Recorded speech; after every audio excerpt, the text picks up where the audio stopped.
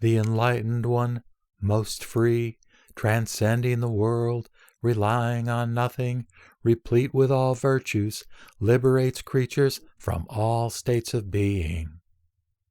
Unaffected, unattached, without conceptions, resting nowhere, substance and essence immeasurable, these who see all praise. Light pervasive, clear and pure, clearing away mundane afflictions, immutable beyond extremes, this is enlightened knowledge. Any who see the enlightened, free from discriminations in body and mind, will have no more doubts or hesitation in regard to anything. In all worlds, everywhere, turning the wheel of teaching, natureless, with nothing turned, the guide expounds expedients. Having no doubt as to truth, forever ending mental fabrication, not producing a discriminating mind, this is awareness of enlightenment. Comprehending different things, not sticking to verbal explanations, with no one or manifold. This is following Buddha's teaching. In many, there's no oneness, neither has one plurality. Abandoning both of these, comprehensively enter the qualities of Buddhahood. Sentient beings and their lands are all completely null. With no reliance or discrimination, one can enter Buddha's enlightenment. Of sentient beings and lands, unity or difference cannot be found. Insightfully seeing like this is called knowing the meaning of Buddha's teaching. Wisdom, peerless, teaching, boundless, gone beyond the sea of existences, reaching the other shore. Lifespan and radiance without compare. This is the power of the virtuous one's skill. Clearly understanding all the Buddha's teachings, always observing all times tirelessly, even when perceiving objects, not discriminating. This is the power of the inconceivable one's skill. Contemplating sentient beings without any concept thereof, observing all existences without such ideas, always abiding in meditative stillness, yet not binding the mind. This is the power of skill, of unhindered wisdom. Skillfully comprehending all things, with right mindfulness diligently cultivating the path of nirvana, enjoying liberation, divorcing partiality. This is the power of skill of the peaceful, dispassionate one. If any can exhort to complete enlightenment, heading for all knowledge of the cosmos, and influence beings to enter the truth, this is the power of skill of dwelling in the Buddha mind. Able to enter into all truths, the Buddhas teach with vast knowledge and wisdom unobstructed. Able to arrive at every destination, this is the power of skill of cultivation of freedom. Always abiding in nirvana like empty space, able to transform and appear anywhere at will. This is creating form based on the formless. The power of skill of the one who reaches the hard to reach. Day and night, day and month, year and era, the signs of the beginning and end, formation and disintegration of the worlds. Remembering and thoroughly knowing these is the power of skill of knowledge of measures of time. All living beings have birth and death, material and immaterial, thinking or unthinking. Knowing all the various names is the power of skill abiding in the inconceivable. Of past, present, and future times, understanding all that's said, yet knowing all times are equal. This is the power of skill of incomparable understanding. Having cultivated extensive difficult practices, diligently working day and night, having crossed the hard to cross with a lion's roar, teaching all beings, this is the practice. Sentient beings whirl in the sea of craving and greed, shrouded by the web of ignorance, terribly oppressed.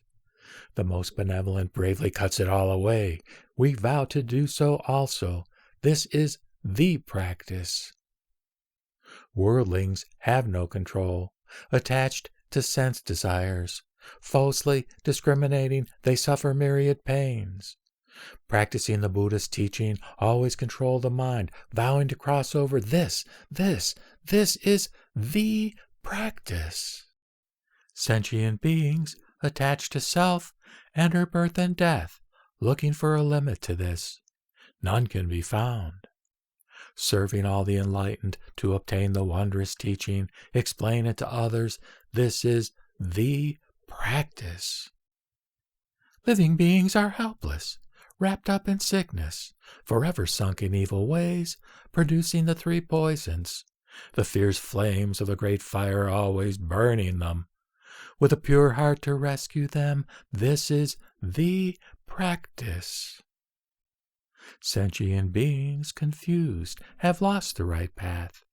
Always going the wrong way, they enter the house of darkness.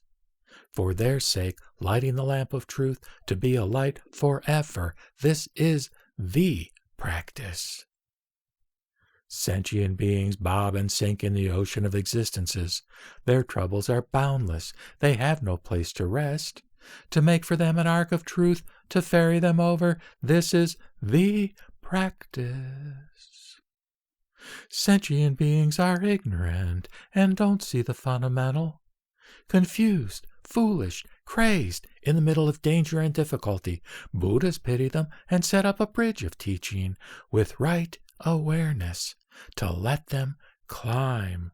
This is the practice.